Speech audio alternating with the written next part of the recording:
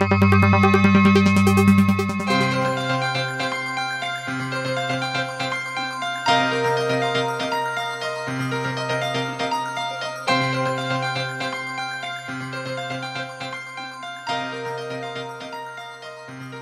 my friends. I'm Dick Hellman, the president of CPAC, the Christian Lobby for Israel, and Merkel, our Middle East Research Center that produces research and studies and supports CPAC in every way it can. I'm here today with another of our Washington Bites, a series to describe week by week some key issues that Israel and America face and what our prescriptions are for what we can do about it. You know, it's important to study, it's important to know the news, but most important is to take action as citizens to change things. So today I want to talk to you about Jerusalem. Jerusalem is exciting.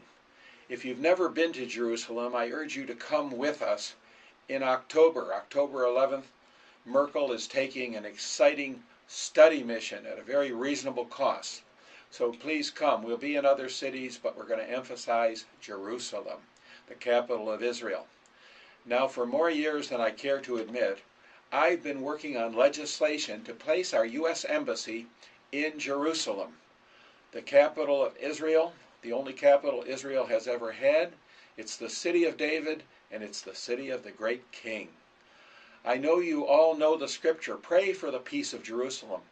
They shall prosper that love thee. Now, what that really means in the Hebrew, by way of a more accurate translation, is diligently work for the wholeness, completeness, and well-being of Jerusalem. Then you shall prosper and succeed in all that you do. Now, isn't that a lot fuller than just prayer, although we all do believe in prayer? So we should be working for the wholeness, completeness, and well-being of Jerusalem. And a part of that is the legislation that I first testified on in 1984. Bills by Senator Pat Moynihan of New York and Tom Lantos of California in the House. And these bills would have placed the U.S. Embassy in Jerusalem where it belongs, not in Tel Aviv on Hayarkon Street where it's been, in the wrong place, for the 60-plus years of Israel's reborn existence. So in 1995, we came very close. I drafted a bill for Senator John Kyle of Arizona, but sadly that bill, which would have placed our embassy in Jerusalem, was Baudelarized and confused by 6-month extensions, provision for an unlimited number of 6-month extensions that each president could take every 6 months on so-called national security grounds. Now this, of course, is specious. If we really are a strong and vibrant superpower, we should put our embassy where our friends declare their capital, and particularly in Israel, as we have done for every other nation of the world throughout history. So in 1995, the law was enacted for Prime Minister Rabin's visit to the United States, but it had this fatal flaw of 6-month exceptions. This year we have another chance. A bill in the Senate called S-604, Senate Bill 604, and in the House H.R. 104, are bills which would take away this 6-month exemption authority from the president. Nothing personal to President Obama.